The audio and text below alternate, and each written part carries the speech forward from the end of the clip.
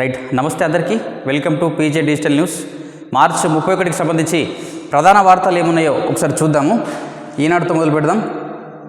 సన్నబియ్యం పథకం శాశ్వతం, ఎవరు అధికారంలోకి వచ్చినా రద్దు చేసి ధైర్యం చేయరు. 10 ఏళ్లు అధికారంలో ఉన్న కేసీఆర్ పేదలకు ఎందుకు ఇవ్వలేదు? హుజూర్ నగర్లో సన్నబియ్యం పథకాన్ని ప్రారంభించిన సీఎం రేవంత్, ఏడాదిలో కిలోమీటర్ తవ్వినా ఎస్ఎల్బీసీ పూర్తయ్యేదని వ్యాఖ్య. 1,00,000 కోట్లతో కడితే కాళేశ్వరం 3 ఏళ్లకే కూలిందని విమర్శ. సో చూసాము, నిన్నటి నుంచి రాష్ట్రంలో రేషన్ పథకంలో భాగంగా సన్నబియ్యాన్ని అయితే ప్రవేశపెట్టారు. ఈ మేరకు సీఎం రేవంత్ రెడ్డి గారు అయితే సూర్యాపేట జిల్లా హుజూర్ నగర్ నుంచి అయితే ఈ పథకాన్ని ప్రారంభించారు. శాశ్వతంగా ఈ పథకం కూడా కొనసాగనున్నట్లు కూడా సీఎం రేవంత్ రెడ్డి గారు చెప్పారు. సో లబ్ధిదారు లక్ష్మికి సన్నబియ్యం అందజేస్తున్న ముఖ్యమంత్రి రేవంత్ రెడ్డి. చిత్రంలో కోమటిరెడ్డి వెంకటరెడ్డి, పద్మావతి, మండలి చైర్మన్ గుత్త సుఖేందర్, సీతక్క, రఘువీర్ రెడ్డి, ఉత్తమ్ కుమార్ రెడ్డి, మహేష్ కుమార్ గౌడ్లు చూడొచ్చు ఈ చిత్రంలో. సో ఇప్పుడు సన్నబియ్య పథకం అయితే ప్రారంభం అయ్యింది. సో ఇందులో కూడా అక్రమాలు జరిగే అవకాశాలు కనిపిస్తున్నాయి. అవకాశాలు అయితే ఉంటాయి ఖచ్చితంగా.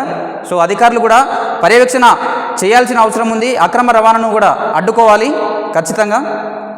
మిగతా వార్తలు ఏమో చూద్దాం. టాప్ 10లో 6 అతివలే. గ్రూప్ 1 జనరల్ ర్యాంక్ జాబితాను ప్రకటించిన టీజీపీఎస్సీ. హైదరాబాద్కు చెందిన లక్ష్మీ దీపిక కొమ్మిరెడ్డికి ప్రథమ స్థానం. నల్గొండ జిల్లాకు చెందిన దాడి వెంకటరమణకు 2వ ర్యాంకు. మల్టీజోన్ 1 అగ్రస్థానంలో తేజస్విని రెడ్డి.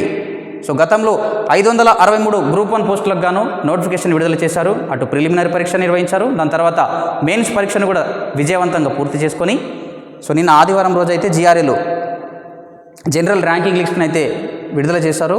అందులో హైదరాబాద్కు చెందిన లక్ష్మీ దీపిక కొమ్మిరెడ్డికి ప్రథమ స్థానం అయితే లభించింది. సో టాప్ 10లో 6 అతివలే, టాప్ 10లో 6 కూడా మహిళలే ఉన్నట్లుగా చూడవచ్చు ఇక్కడ మనం. రాష్ట్రంలో 563 గ్రూప్ 1 సర్వీసుల పోస్టులకు నిర్వహించిన రాత పరీక్షల్లో మహిళలు ప్రతిభ కనబరిచారు. జనరల్ మెరిట్లో టాప్ 10లో 6, టాప్ 50లో 25 మంది, తొలి 100 ర్యాంకుల్లో 41 మంది మహిళలు ఉన్నారు. సో ఇది అభినందించాల్సిన విషయము. మహిళలు చదువుకు దూరంగా ఉన్నారు అన్న దానికి వ్యతిరేకంగా ఇది చూడవచ్చు మనం. వీళ్ళని ఇన్స్పిరేషన్గా తీసుకొని మిగతా మహిళలు కూడా ముందుకు రావాల్సిన బాధ్యత, అవసరాలు అయితే ఉంటాయి ఖచ్చితంగా.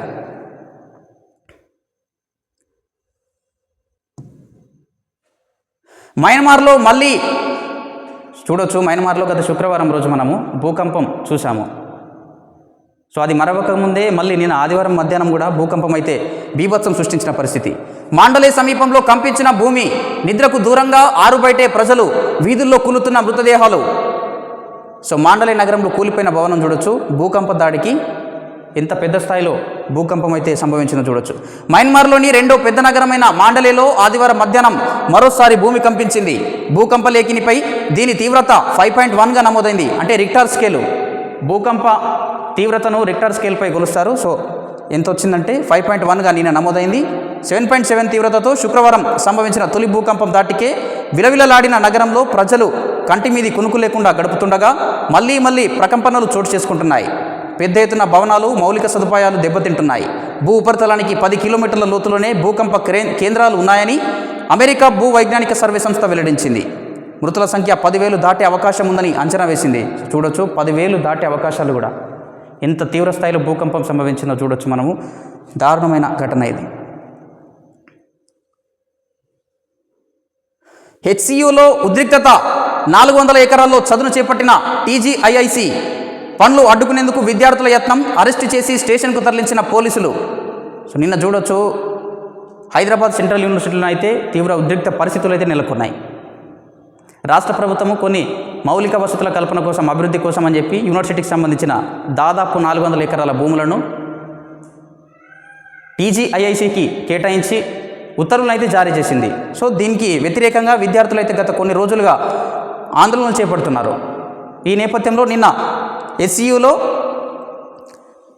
పనులు చేసేందుకు జేసీబీలు వచ్చినాయి. ఆ జేసీబీలను అడ్డుకునే ప్రయత్నం చేయగా పోలీసులు అయితే వారిని ఎంత కఠినంగా వ్యవహరించారో వారి పట్ల అయితే చూద్దాం ఒకసారి మనము.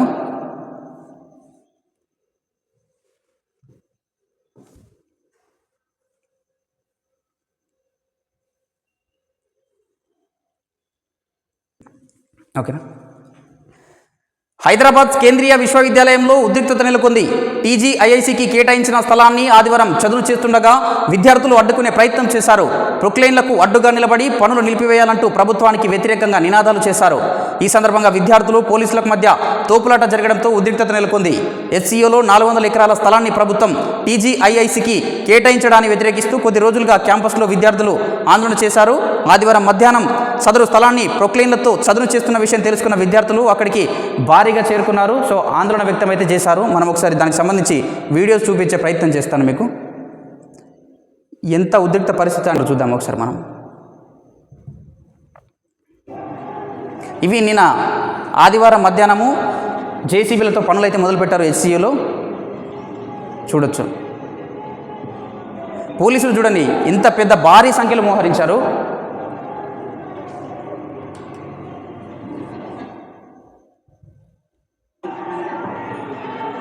చూడొచ్చు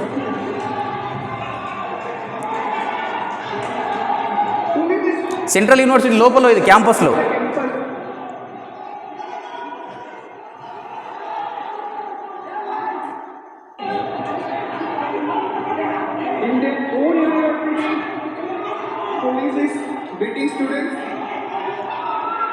చూడొచ్చు ఎంత దారుణంగా వివరిస్తున్నారు పోలీసులు కూడా.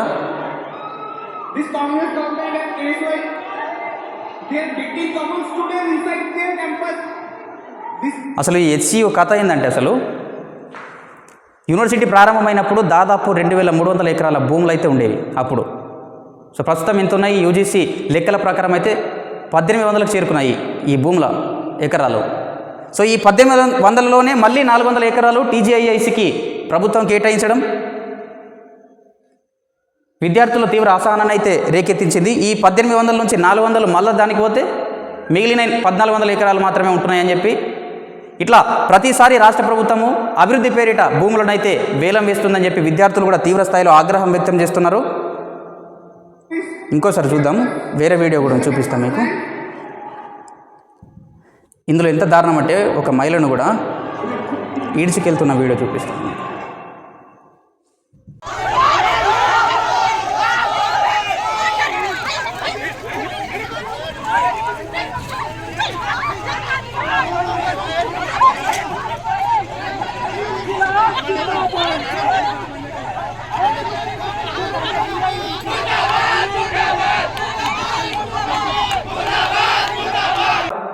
హెచ్సియూలో ఇంత దారుణ పరిస్థితులు అయితే చూడొచ్చు మనము. విద్యార్థులపై అయితే పోలీసులు ఎంత తీవ్ర స్థాయిలో వివరిస్తున్నారు.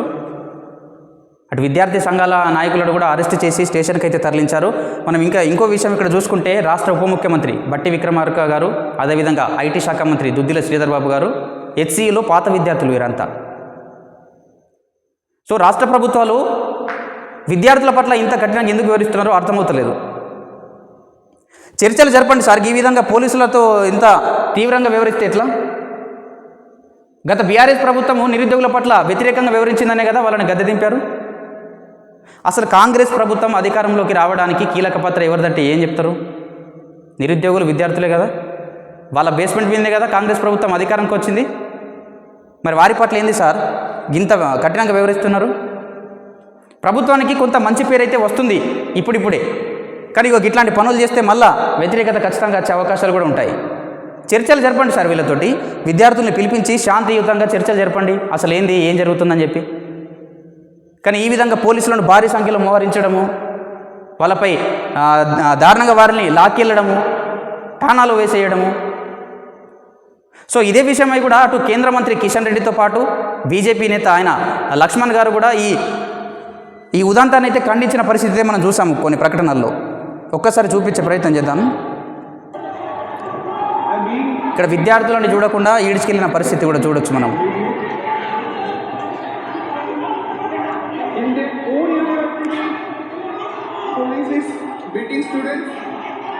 చూడొచ్చు ఇక్కడ పడిపోయినా సరే మళ్ళీ లాక్కెళ్ళే ప్రయత్నం.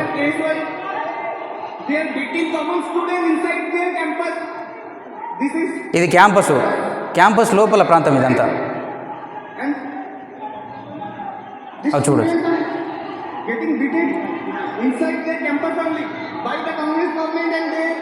ఇంత దారుణం సార్ ఇది. విద్యార్థులతో చర్చలు జరపాలి కానీ ఇట్లా కఠినంగా వివరిస్తే ఎట్లా?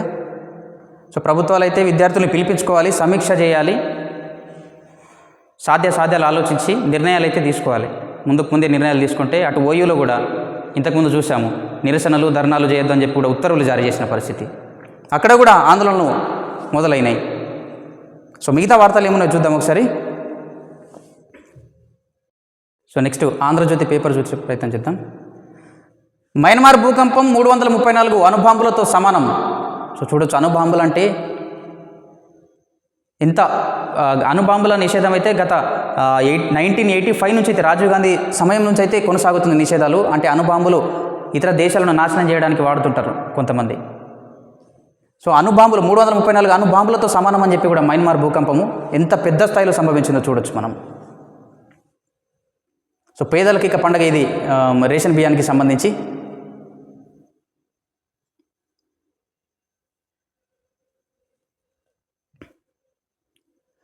రెండు లేదా మూడున ముహూర్తం, మంత్రివర్గ విస్తరణపై గవర్నర్కు సీఎం సూచన.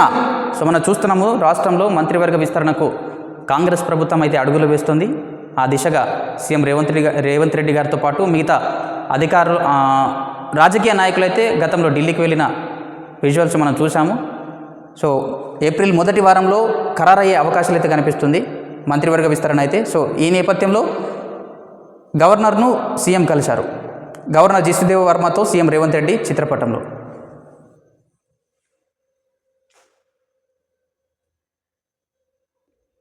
సో మిగతా వార్తలు చూద్దాం ఒకసారి. ఆదిలాబాద్ మహిళలకు మోదీ అభినందనలు. వివిధ రకాల పువ్వుల గురించి ప్రధాని మోదీ తన మన్ కీ బాత్లో ప్రస్తావించారు. అయితే ఇప్ప పూల గురించి పెద్దగా ప్రాచుర్యం లేదన్నారు. కానీ ఈ ఇప్ప పూలు గిరిజనుల సంస్కృతిని ప్రతిబింబిస్తాయని చెప్పారు. మధ్యప్రదేశ్లోని చింద్వారా, తెలంగాణలోని పలు జిల్లాలకు చెందిన గిరిజనులు ఇప్ప పూలతో సరికొత్త ఆదాయ మార్గాలను ఏర్పాటు చేసుకుంటున్నారని మోదీ ప్రస్తావించారు. సో మనం చూడొచ్చు, ఆదిలాబాద్ ప్రధానంగా ఊట్నూర్ పరిధిలో గిరిజనులంతా కూడా ఇప్ప పువ్వులను వాళ్ళ ఆర్థిక వనరులుగా మార్చుకుంటున్నారు. ఇప్ప పూలల్లో ఎంత పోషకాలు ఉంటాయంటే వీటిని గర్భిణీ స్త్రీలకు ఇస్తుంటారు. సో ఈ గిరిజనులంతా కూడా అడవి బాట పట్టి మొత్తం ఇప్ప పూలను సేకరించి స్వయం ఉపాధిలో భాగంగా ఇప్ప పూల అడ్లను తయారు చేస్తున్నారు. వారు ఇప్ప పూల అడ్లను తయారు చేస్తూ గర్భిణీ స్త్రీలకు వారికి అయితే అంటే ఆదాయ వనరులు అయితే సృష్టించుకుంటున్నారు. మన్ కీ బాత్లో ప్రధానమంత్రి నరేంద్ర మోదీ గారు అయితే వారికి సంబంధించి ప్రస్తావన అయితే చేయడం జరిగింది. సో తెలంగాణలోని ఆదిలాబాద్ జిల్లాలో 2 సోదరీమణులు ఇప్ప పువ్వులతో కొత్త ప్రయోగం చేస్తున్నారు. వివిధ రకాల ఆహార పదార్థాలు తయారు చేస్తున్నారు. వాటిని ప్రజలు ఎంతో ఇష్టపడుతున్నారు అని తెలుపుతూ ప్రధాని వారిని అభినందించారు. సో ఇది అభినందించాల్సిన విషయము. గిరిజనుల పట్ల కూడా ప్రభుత్వాలు కొంత చొరవ చూపిస్తే వారిలో ఉన్న నైపుణ్యాలు కూడా బయటపడతాయి. ఎన్ని రోజులు ఇంకా అదే ప్రాంతానికి చెంది ఉంటారు వారు, వాళ్ళను కూడా అభివృద్ధి చేయాల్సిన అవసరం ఉంది. సో మిగతా వార్తలు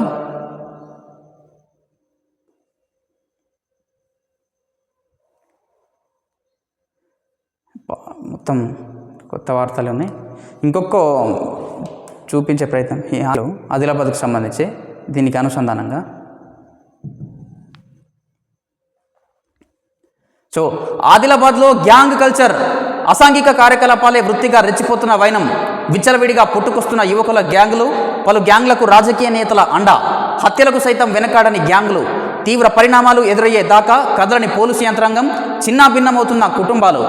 చూడొచ్చు, ఆదిలాబాద్ జిల్లాలో శాంతియుతంగా ఉండే ఆదిలాబాద్ జిల్లాలో గ్యాంగ్ల కల్చర్ మొదలైంది. యువత అంతా కూడా పెడుదారిన పడుతున్నారు. మొన్నటికి మొన్న గ్యాంగ్లో చేరలేదని చెప్పి ఒక యువకుడిని హత్య చేసిన పరిస్థితి కూడా మనం చూసాం. ఒకసారి చూడొచ్చు, గ్యాంగ్లో చేరలేదని ఓ యువకుడిని హత్య చేసిన ఘటనలో 3 అరెస్ట్ చేసిన పోలీసులు. మీడియాలో పోస్ట్ చేసి పైశాచిక ఆనందం పొందారు. కాగా ఈ కేసులో బాధితుడు పోలీసులకు ఫిర్యాదు చేయగా పోలీసులు 9 మందిపై కేసులు నమోదు చేసి 6 అరెస్ట్ చేశారు. దానికి సంబంధించి చూడొచ్చు, ఆదిలాబాద్లో అశాంత వాతావరణం అయితే సృష్టిస్తున్నారు ఈ గ్యాంగ్లు అయితే. వీరి పట్ల అధికార యంత్రాంగం అటు పోలీసులు కూడా కఠినమైన చర్యలు తీసుకోవాల్సిన అవసరాలు కూడా ఉన్నాయి. ఒకసారి చదివే ప్రయత్నం చేస్తాను. పెద్ద పెద్ద నగరాల్లో అప్పుడప్పుడు గ్యాంగ్ కల్చర్ కనిపిస్తుంటుంది. అయితే కొన్ని సందర్భాల్లో పోలీసులు ఉక్కుపాదం మోపడంతో పెద్ద పెద్ద గ్యాంగ్ స్టార్లు గ్యాంగ్లు కాలగర్భంలో కలిసిపోయాయి. చాలా వరకు అలాంటి గ్యాంగ్ కల్చర్ నగరాల్లో ఇప్పుడిప్పుడే అదృశ్యమవుతున్నట్లు తెలుస్తుంది. ఈ నేపథ్యంలో ఆదిలాబాద్లో గ్యాంగ్ కల్చర్ అనేది పెరగడం భయాందోళన కలిగించే విషయం. గ్యాంగుల్లో ఉన్న యువత జీవితాలు అర్ధాంతరంగా కావడంతో జైల్లో మగ్గటమే జరుగుతుంది. దీంతో వారి కుటుంబాలు చిన్నాభిన్నం అవుతున్నాయి.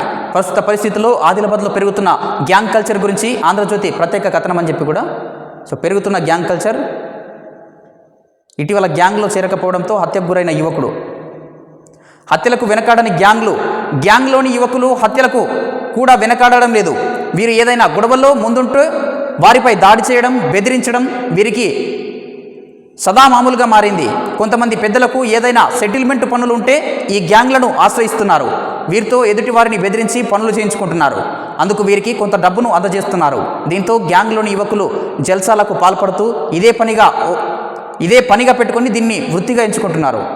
సో ఇక్కడ చూడొచ్చు, కొన్ని పనులకు కూడా బెదిరించే విషయాలలో ఇట్లాంటి గ్యాంగులను కొంతమంది, అందరంటలేను, కొంతమంది వాడుకుంటున్నారు. సో యువత జీవితాలతో ఆడుకుంటున్నారనే చెప్పొచ్చు ఇట్లాంటి విషయాలు. ఏజులు సార్ వీరివి, ఇంత పెడదారిన పడుతున్నారు. ఇటీవల జరిగిన సంఘటనలు చూసుకుందాం ఒకసారి. గతేడాది ఆదిలాబాద్ పట్టణంలోని ఒక కాలనీలో 2 గ్యాంగ్ల మధ్య గొడవలు జరగగా అవి పోలీస్ స్టేషన్ వరకు చేరింది. ఒక గ్యాంగ్కు చెందిన యువకులు మరో గ్యాంగ్కు చెందిన వారిపై దాడులు చేసుకోవడం, దీంతో తీవ్ర గాయాలైన వారు ఆసుపత్రిలో చేరడం, ఇవి పోలీస్ స్టేషన్ వరకు చేరి ఆ యువకులపై కేసులు కూడా నమోదయ్యాయి. ఈ ఏడాది ఫిబ్రవరిలో ఇందిరానగర్లో తమ గ్యాంగ్లో చేరలేదని క్రాంతినగర్కు చెందిన కొమ్మావర్ రవితేజ అనే యువకుడిని కత్తితో పొడిచి ఓ గ్యాంగ్కు చెందిన యువకులు హత్య చేసిన ఘటన కలకలం రేపింది. కాగా మృతుడి భార్య ఫిర్యాదుతో కేసు నమోదు చేసిన పోలీసులు నిందితులను అరెస్టు చేయడంతో 3 యువకుల కటకాటాల పాలయ్యారు.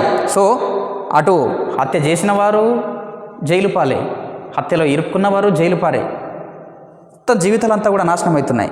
తాజాగా ఆదిలాబాద్ రూరల్ పోలీస్ స్టేషన్ పరిధిలోని బంగారుగూడకు చెందిన ఓ యువకుడిని 9 మంది కలిసి ఓ గ్యాంగ్గా ఏర్పడి అతన్ని కిడ్నాప్ చేసి గదిలో బంధించి నగ్నంగా చేసి చిత్రహింసలు పెడుతూ దాడి చేశారు. అంతేకాకుండా దీన్ని వీడియో తీసి సోషల్ మీడియాలో పోస్టు చేసి పైశాచిక ఆనందం పొందారు. కాగా ఈ కేసులో బాధితుడు పోలీసులకు ఫిర్యాదు చేయగా పోలీసులు 9 మందిపై కేసులు నమోదు చేసి 6గురిని అరెస్టు చేశారు. మరో 3 పరారులో ఉన్నారు. ఇలా పలు ఘటనలు బయటపడుతున్నాయి. దీంతో 2-3 ఏళ్లలో గ్రూపులు, గ్యాంగ్ల పేరిట పలు వివాదాలు, గొడవలు జరిగి పోలీస్ స్టేషన్ల వరకు చేరిన ఘటనలు ఎన్నో ఉన్నాయి. చూడొచ్చు, ఇంత దారుణంగా వ్యవహరిస్తున్నారు. యువత అంతా కూడా చెడుదారిన పడుతున్నారు. పోలీస్ యంత్రాంగం కూడా పటిష్టమైన చర్యలు తీసుకోవాల్సిన అవసరం ఉంది. వీటిని అరికట్టాలి. సో గ్యాంగ్లు నిర్వహిస్తే కఠిన చర్యలు తీసుకుంటాం. ఆదిలాబాద్ డీఎస్పీ ఎల్ జీవన్ రెడ్డి, ఆదిలాబాద్లో యువకులు గ్రూపులు, గ్యాంగ్లంటూ మెయింటైన్ చేస్తే వారిపై కఠిన చర్యలు తీసుకుంటామని, సోషల్ మీడియాలో కానీ బహిరంగ ప్రదేశాల్లో కానీ కత్తులు చూపిస్తూ అసాంఘిక కార్యకలాపాలకు ప్రోత్సహిస్తే వారిపై కేసులు నమోదు చేస్తాం. అదేవిధంగా చట్టాన్ని ఎవరు చేతిలోకి తీసుకోవద్దు, రౌడీజం చేయొద్దు, రాత్రి వేళలో యువకులు ఎక్కడ గుమిగూడవద్దు, ఎక్కడైనా బెదిరింపులకు, సెటిల్మెంట్ల దందాల్లో పాల్గొన్న వారిపై రౌడీ షీట్లు ఓపెన్ చేసి కేసు నమోదు చేస్తాం. గ్యాంగ్లను అరికట్టేందుకు పోలీసు వ్యవస్థ ముందుంటుంది. వారి కట్టడికి చర్యలు తీసుకుంటున్నామని చెప్పి కూడా ఆదిలాబాద్ డీఎస్పీ జీవన్ రెడ్డి గారు అయితే తెలిపారు. సో ఇది ఆదిలాబాద్లో అయితే దారుణంగా కొనసాగుతున్న పరిస్థితులు అయితే. వెలుగు పేపర్ చూద్దాము చివరగా. సో వెలుగులో ఏమున్నాయి ఒకసారి చూద్దాం. గ్రూప్ 1 టాపర్గా మహిళ మనం చూసాం ఇంతకుముందే. వారంలోపే మంత్రివర్గ విస్తరణ, పేదలకు సన్నబియ్యము ప్రారంభము. హుజూర్నగర్, సూర్యాపేట జిల్లా హుజూర్నగర్ నుంచి అయితే ప్రారంభమయ్యాయి. కొత్త వార్తలు. మండుతున్న ఎండలు, 16 జిల్లాల్లో 41 డిగ్రీలకు పైనే టెంపరేచర్లు. రాష్ట్రమంతా ఆరెంజ్ అలర్ట్. 2 రోజులు ఇదే పరిస్థితి. ఏప్రిల్ 2 నుంచి 4 రోజుల పాటు వర్షాలు. ఏప్రిల్ 2న ఎల్లో, 3న ఆరెంజ్ అలర్ట్ జారీ. సో ఇక్కడ చూడొచ్చు, అటు ఎండలు ఇటు వానలు. సో ప్రజలంతా కూడా ఇబ్బందులు పడుతున్నారు. మరీ ముఖ్యంగా రైతులు. మనం ఇటీవల కొన్ని రోజుల క్రితం చూసాము వడగండ్ల వర్షాలు ఎంత బీభత్సం సృష్టించాయి కొన్ని ప్రాంతాల్లో. అటు మొక్కజొన్నతో పాటు ఇప్పుడిప్పుడే మామిడి పూత వస్తుంది. ఆ పూత కూడా రాలిపోయి రైతులకు అపారమైన నష్టాన్ని మిగిల్చాయి చెప్పొచ్చు. సో 41 డిగ్రీలకైతే రాష్ట్రంలో ఉష్ణోగ్రతలు పెరిగినాయి. ఇంత తీవ్ర స్థాయిలో ఎండలు అయితే ఉన్నాయి. ప్రజలు కూడా ఏవైనా పనులున్నా పొద్దున్నే చేసుకోవాల్సింది కూడా నిపుణులు సూచిస్తున్నారు. మధ్యాహ్నం పూట ఉష్ణోగ్రతలు అత్యధికంగా ఉంటాయి కాబట్టి పొద్దున్నే పనులు ముగించుకొని మధ్యాహ్నం ఇంటికే పరిమితం అయితే మంచిదని కూడా చెప్తున్నారు. రాష్ట్రంలో ఎండలు మండిపోతున్నాయి. టెంపరేచర్లు 41 డిగ్రీల మార్కును దాటేస్తున్నాయి. ఆదివారం 16 జిల్లాల్లో 41 డిగ్రీలకు పైనే ఉష్ణోగ్రతలు నమోదయ్యాయి. అత్యధికంగా జగిత్యాల, గోదూరులో 41.5 డిగ్రీలు రికార్డైంది. సాధారణం కంటే రికార్డు స్థాయిలో ఉష్ణోగ్రతలు నమోదవుతుండడంతో జాగ్రత్తగా ఉండాలని వాతావరణ శాఖ అధికారులు హెచ్చరిస్తున్నారు. అయితే వచ్చే 2 రోజుల పాటు ఎండలు ముదిరినా ఆ తర్వాత వరుసగా 4 రోజుల పాటు వర్షాలు పడే అవకాశం ఉందని తెలిపారు. ఏప్రిల్ 2న రాష్ట్ర వ్యాప్తంగా వర్షాలు కురుస్తాయని వెల్లడించారు. కాగా భద్రాద్రి జిల్లా, భద్రాచలం, కామారెడ్డి జిల్లా, ఏలుపుగొండ, కరీంనగర్ జిల్లా, గుట్టుదుడ్డినపల్లి, మంచిర్యాల, రాజన్న సిరిసిల్ల జిల్లాల్లో ఆదివారం 41.4 డిగ్రీల మేర టెంపరేచర్లు నమోదయ్యాయి. సో 41 డిగ్రీల మార్క్ అయితే ఉష్ణోగ్రతలు దాటేశాయి. ప్రజలు కూడా అప్రమత్తంగా ఉండాల్సిన అవసరం ఉంది, లేదంటే వడదెబ్బలు తగిలే అవకాశాలు కూడా ఉంటాయి. కొత్త వార్తలు. సన్నబియ్యం స్కీమ్తో 3 కోట్ల మందికి లబ్ధి. రేపటి నుంచి రేషన్ షాపుల్లో పంపిణీ చేస్తాం. ఉత్తమ్. పేదలకు ఆహార భద్రత కల్పించాలన్నదే కాంగ్రెస్ ప్రభుత్వ సంకల్పమని పౌర సరఫరాల శాఖ మంత్రి ఉత్తమ్ కుమార్ రెడ్డి తెలిపారు. అందుకే సన్నబియ్యం పథకం తెచ్చామని చెప్పారు. దీని ద్వారా రాష్ట్రంలోని 85% ప్రజలకు అంటే 3.10 కోట్ల మందికి లబ్ధి చేకూరుతుందని వెల్లడించారు. మంగళవారం నుంచి రేషన్ షాపుల్లో సన్నబియ్యం పంపిణీ చేస్తామని ప్రకటించారు. దేశంలోనే తెలంగాణలో సన్నబియ్యం పంపిణీ చేస్తున్నామని పేర్కొన్నారు. సో దేశంలోనే తొలిసారిగా సన్నబియ్యం పంపిణీ చేస్తున్నామని చెప్పి కూడా మంత్రి గారు చెప్తున్న పరిస్థితి. రేషన్ కార్డు జారీలా నిరంతర ప్రక్రియ. మనం చూడవచ్చు రేషన్ కార్డు జారీలు అని చెప్పి ఎంత జాప్యం జరుగుతుందో ఇందులో. ఇప్పటి వరకు రేషన్ కార్డుకు దరఖాస్తు చేసుకున్న కొత్త లబ్ధిదారులకు కార్డులు ఇచ్చిన దాఖలాలు అయితే కనిపిస్తలేవు. రేషన్ కార్డుల జారీలోనూ నాటి బీఆర్ఎస్ పాలకులు నిర్లక్ష్యంగా వివరించారని ఉత్తమ్ మండిపడ్డారు. ఉప ఎన్నికల సమయంలో మాత్రమే రేషన్ కార్డులు మంజూరు చేశామన్నారు. మా ప్రభుత్వం వచ్చాక కొత్త రేషన్ కార్డులు ఇవ్వాలని నిర్ణయం తీసుకున్నాం. దీంతో 30 లక్షల దరఖాస్తులు వచ్చాయి. ప్రస్తుతం 2.85 కోట్ల మంది లబ్ధిదారులు ఉన్నారు. ఇప్పుడు వచ్చిన దరఖాస్తులతో కొత్తగా చేరేటోళ్లను కలుపుకుంటే ఆ సంఖ్య 3.10 కోట్లకు చేరుతుందని వివరించారు. అర్హులందరికీ రేషన్ కార్డులు అందజేస్తామని, త్వరలోనే పంపిణీ చేస్తామని వెల్లడించారు. రేషన్ కార్డుల జారీ నిరంతర ప్రక్రియగా కొనసాగుతుందన్నారు. సో మనం ఇటీవల కూడా కొన్ని కథనాలు చూసాము. రేషన్ కార్డుల జారీలో జాప్యం ఎందుకు జరుగుతుందంటే స్మార్ట్ కార్డులను ప్రవేశపెట్టినట్లు కూడా తెలుస్తుంది. అంటే పేపర్లెస్. అక్కడికి వెళ్తే డైరెక్టు రేషన్ షాపుల్లోనే లబ్ధిదారులకు సంబంధించిన వివరాలు ఉంటాయి. నేరుగా రేషన్ పొందే వెసులుబాటు అయితే కల్పించనున్నారు. సో మరి అతి త్వరగా ఇప్పటికే ఆలస్యం జరిగింది రేషన్ కార్డుల జారీలో. ఇంకా మెలకలు పెడుతూ ఆలస్యం చేస్తే ప్రజలు కూడా విరక్తి చెందే అవకాశాలు కూడా ఉంటాయి. సో కావున రేషన్ కార్డులు అయితే తొందరగా ప్రవేశపెట్టేసేయాలి. సో మార్చి 31కి సంబంధించి ఇవి ప్రధాన వార్తలు. చూస్తూనే ఉండండి మన PJ డిజిటల్ న్యూస్. నేను మీ ప్రదీప్ జిల్లెడివార్.